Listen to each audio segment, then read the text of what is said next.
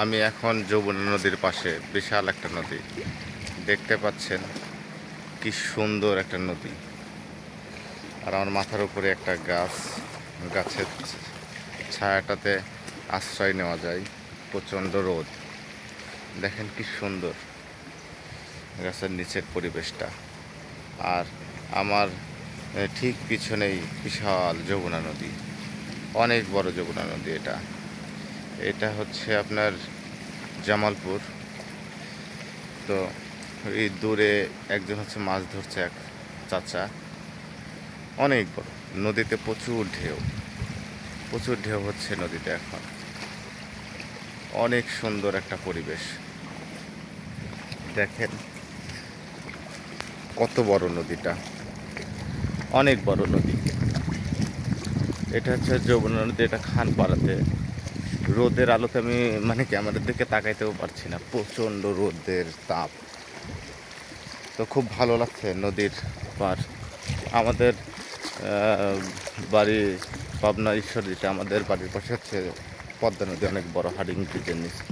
তো এই যমুনা নদীটাও অনেক বড়, ভালোই লাগে দেখতে। প্রচুর ঢেউ, প্রচুর স্রোত নদীতে।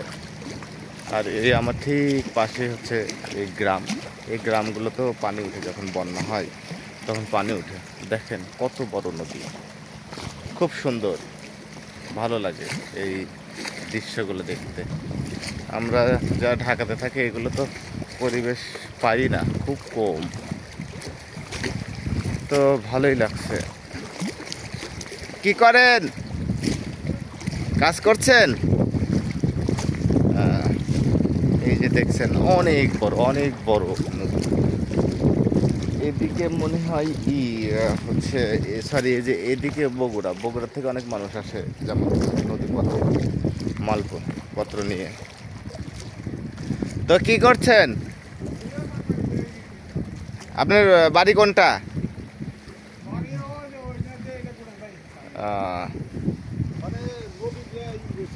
নদীতে তো পানি প্রচুর, স্রোত। দেখতে পাচ্ছেন, অনেক সুন্দর একটা ভিউ, খুব সুন্দর। আমার পাশে সবুজে সবুজ আর সবুজ।